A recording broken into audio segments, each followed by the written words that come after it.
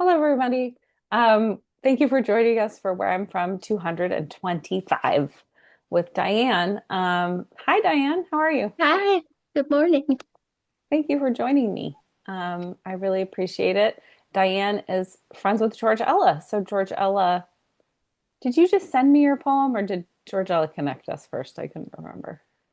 I think she gave you my name. Yeah, Yeah. yeah. So, that was, I don't know, it's a special.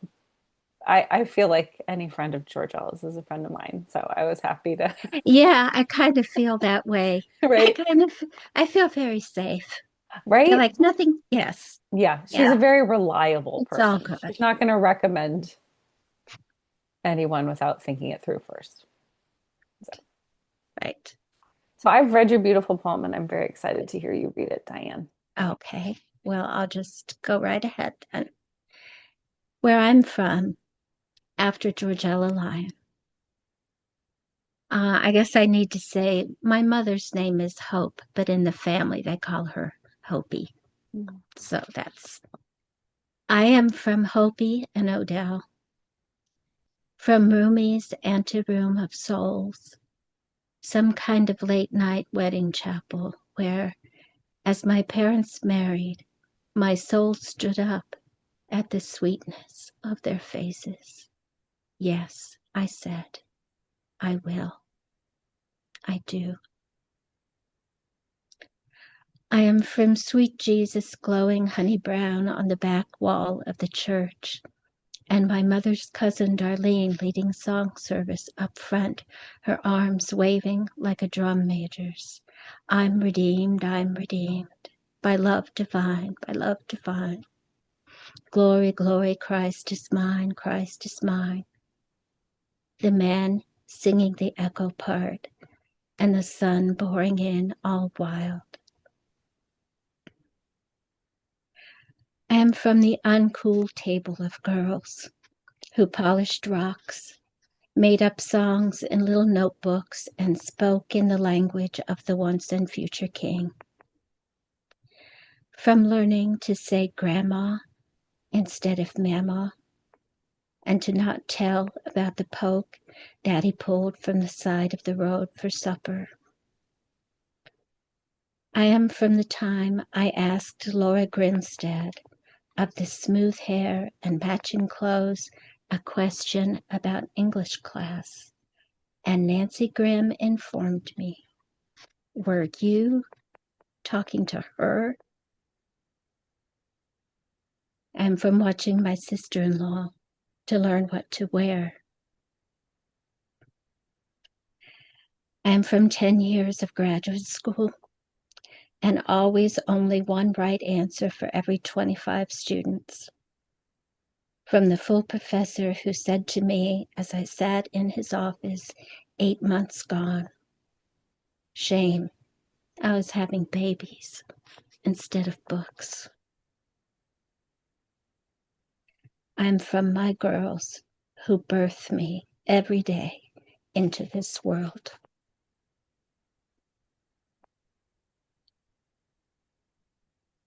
I'm from heart attacks and strokes, from Daddy playing his guitar and whispering hope to Uncle Ted at 3 a.m. in the Morrow County Hospital, and from my cousin Debbie, who punched the nurse that tried to stop him. I am from the man who took off his hat when I cried in the elevator in St. Joe's, and from the woman who prayed with my mother in the bathroom at Walmart the fourth day after chemo. I am from the same waiting room as you, the one where God said, "Who will go to this world I made only out of things that die, and find out for us how much sweetness that adds?" And we, all of us, raised our hands.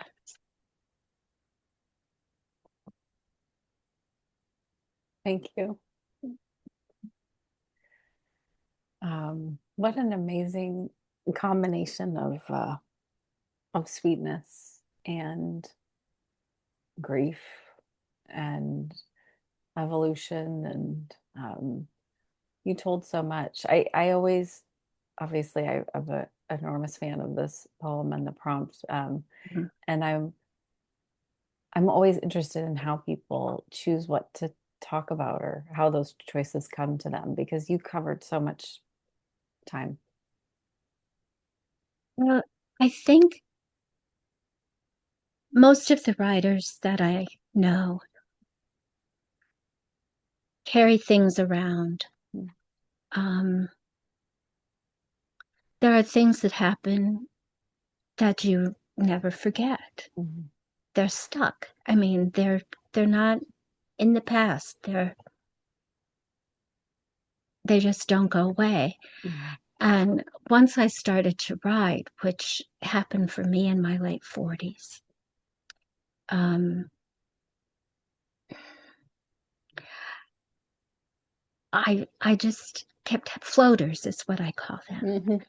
And so I had all of these things. And when I started to write, I thought, okay, here's a poem, and here's a poem, and here's a Mhm. poem, and here's a poem. Mhm. But I can't write that poem. And when I wrote this poem, I had been away from home, in fact, for a school year. I took a sabbatical replacement job down in South Carolina, and I was as wretchedly homesick for that whole year as ever I have been in my life. And when I got home, uh, I wrote one poem while I was in South Carolina. Mhm. And it was not this one. Right. This one I couldn't write until I got home, Mhm. but it came all of a sudden, and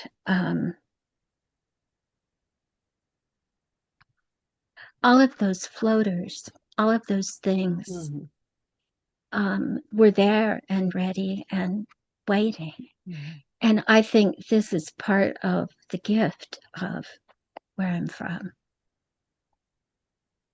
There are some times when a title and a form Mhm. are so powerful that they're enough to contain all of these, my whole life Mhm. in this poem up to that moment. And and so I just started writing whatever I thought of and not trying to make it all blend or match or anything. I just wrote it really, really, really fast one day. And it felt like such a soul saving thing to be able to do after that year of being so far away from everybody and Mhm. everything that I that Mhm. I loved. Soul saving. That's a beautiful phrase. I think lots of times giving voice to those floaters that you called, that is soul saving for me. It is. It's not like they go away, but you don't want to forget them. I mean, they really are the things sometimes that make you. Mhm. They're they're all the places where the rock, touched the water when you were skipping stones.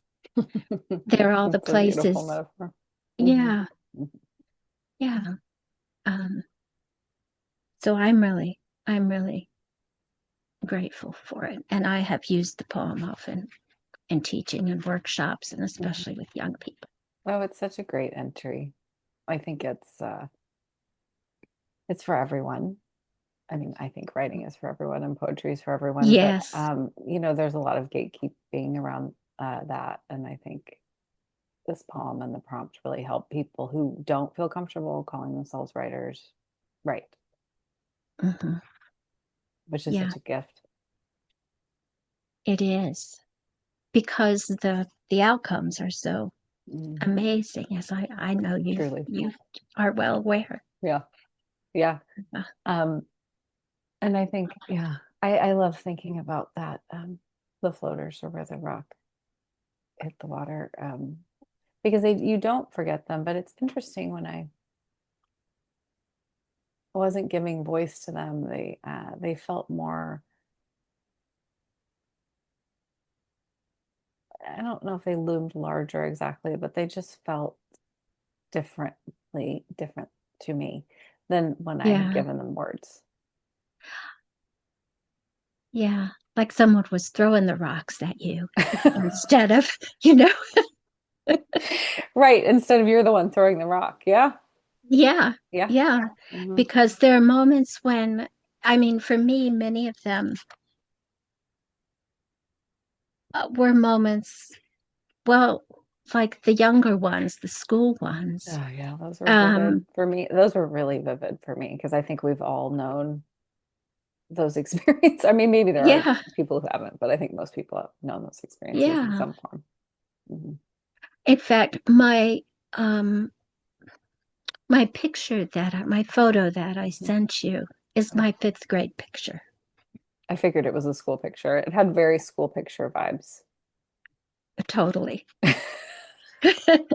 From the crooked bangs to the, And just the sort of pressure of the subject. Like, I don't, school pictures hold some, they're just tense. they are. Um, but the reason I love that picture, which I do, and in fact, this came from Georgella.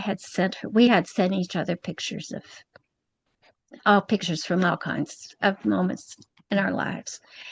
And I had sent her a little collection I found of fourth, fifth, third, fourth, and fifth grade pictures. And she said, I like the fifth grade one past. You look like you know something. And I think when I look back on that, I remember that I did know something in fifth grade, which um, so for me, that moment at my locker when Hmm. the one girl said to me, are you talking to her?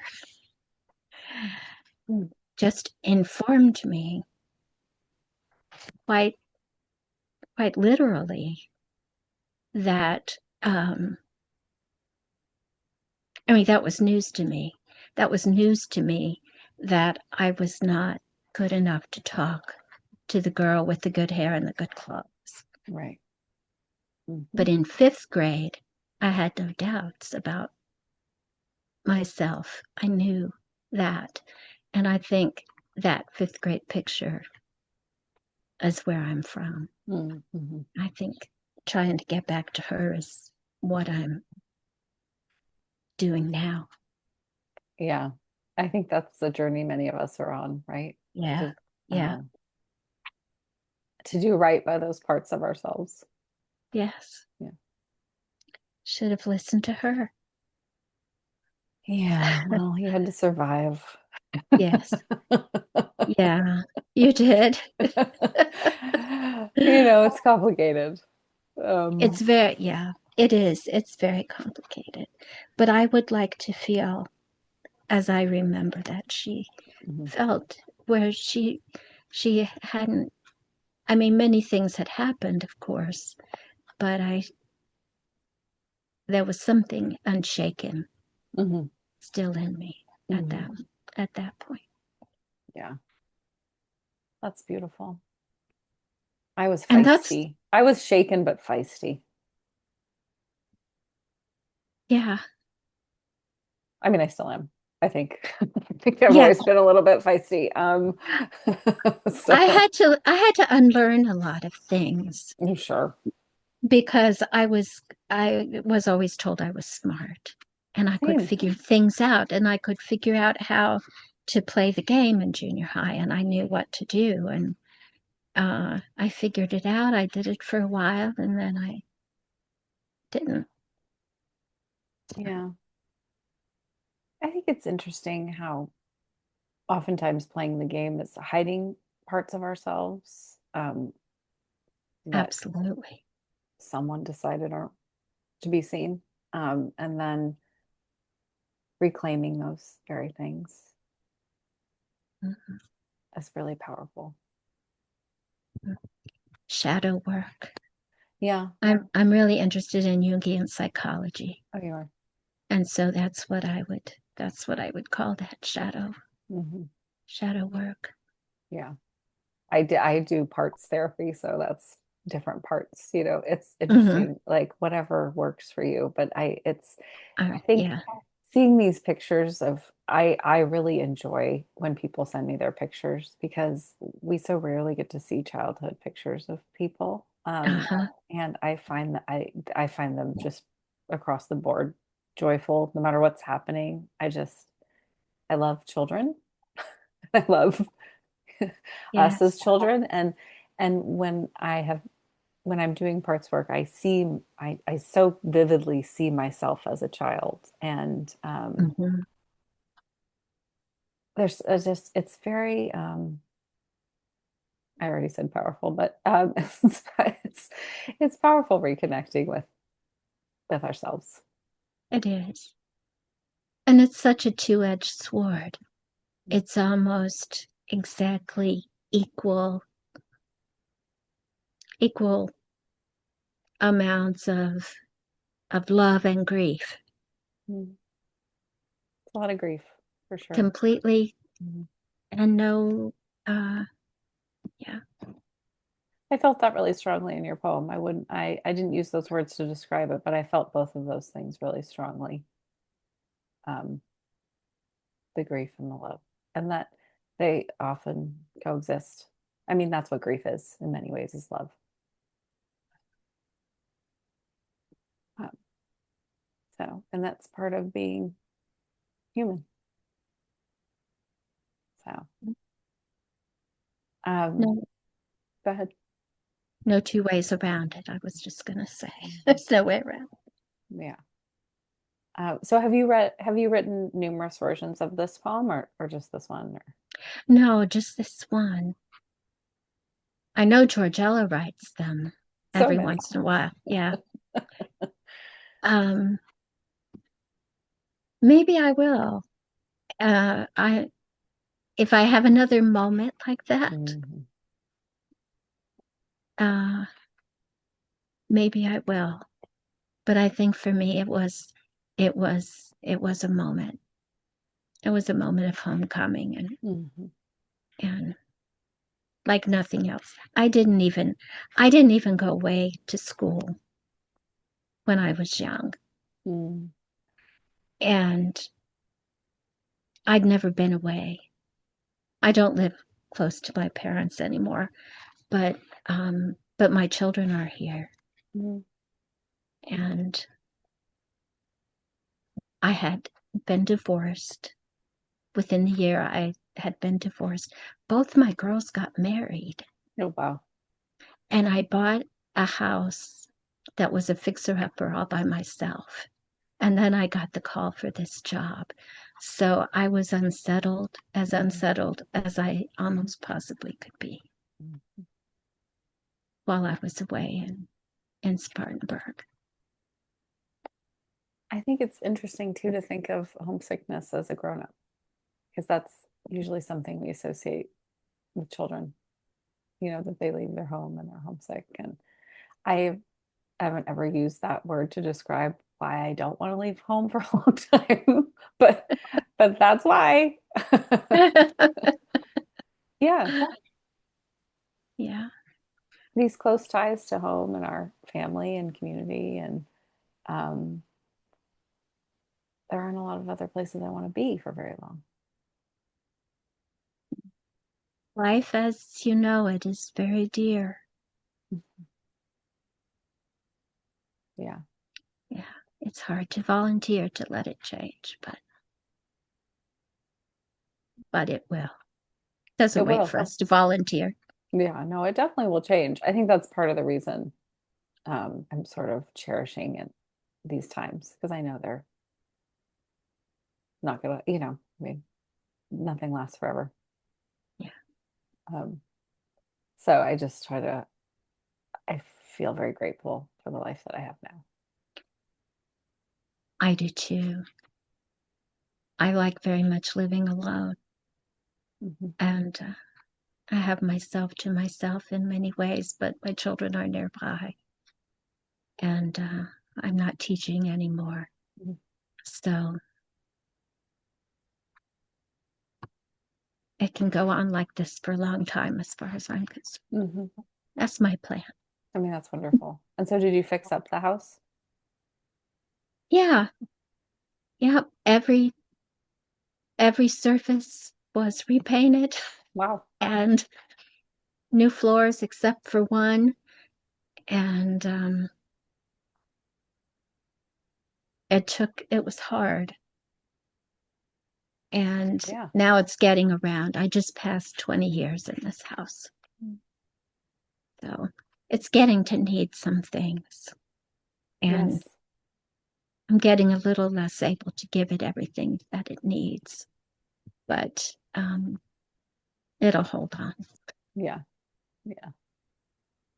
And is there anything else that you want to say about the poem? Or you were talking a little about your writing practice before we started recording. Do you write every day? Um, no, not every day. I would wish that I was doing that, but that can that can be a weapon that turns against you to wish that. Absolutely. So yeah, so I don't write every day. I think if I want to say one more thing, Yeah. it's that as I know you know, Georgella's poem is a gift to the world, and it's Yeah. been all over the world. It's a gift that moves, and you're one of the people that help it move, No. and that is a wonderful thing. I applaud you and thank you for that. Oh, it's my But privilege. I want to say too that there is more where that poem came from. So anyone who might be listening who hasn't yet looked up Georgella's books, Mhm. I would say do that. Mhm. Um, Two of my favorites are Back to the Light and She Let Herself Go. And you'll find that there's an abundance of gifts in those pages.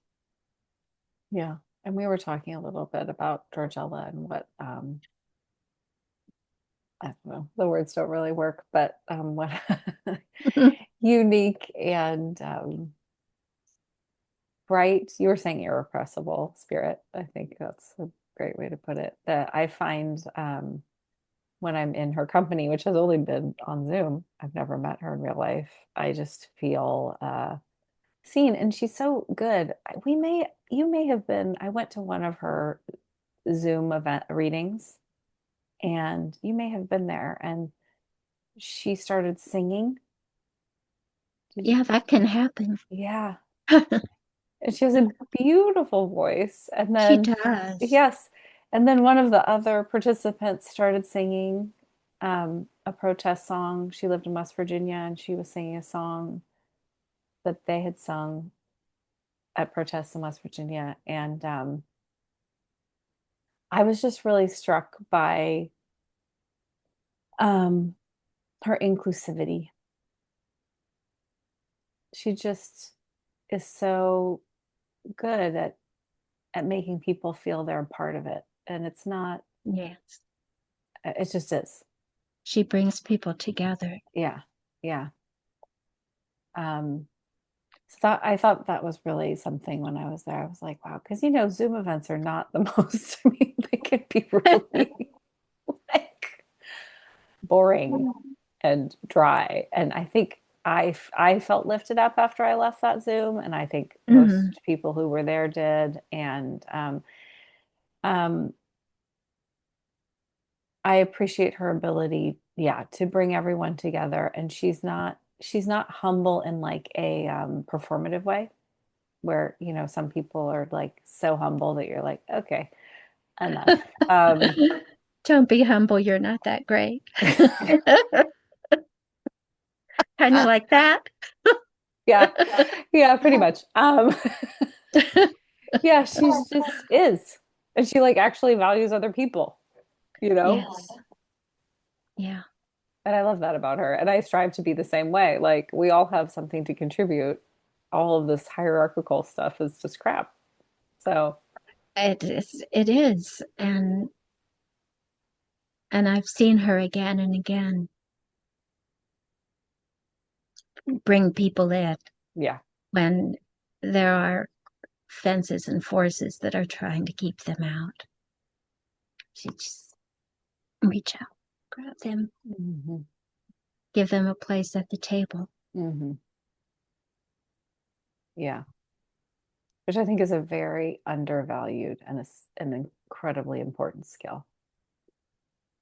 I And I think agree. it tends to be a more stereotypically female skill. And I think that's part of the reason it's undervalued. But there's plenty of women who aren't good at it. So it's not Yeah, there are. it's not something you just get, you know. No. So we know how to be grateful for it when we find it. Exactly. Yes. Yes, the girl with the good hair was not inclusive, nor were her Yeah, her friends. body's, yeah. Yeah, no. The sting of that. Oof. It was much more fun to read The Once and Future King I and love that you talk polished about rocks. anticyclones and polish rocks and write songs. Did you have a rock polisher or were you doing that by hand? No, that was one of the girls in the group. Hmm. Um, liked to polish rocks. Hmm.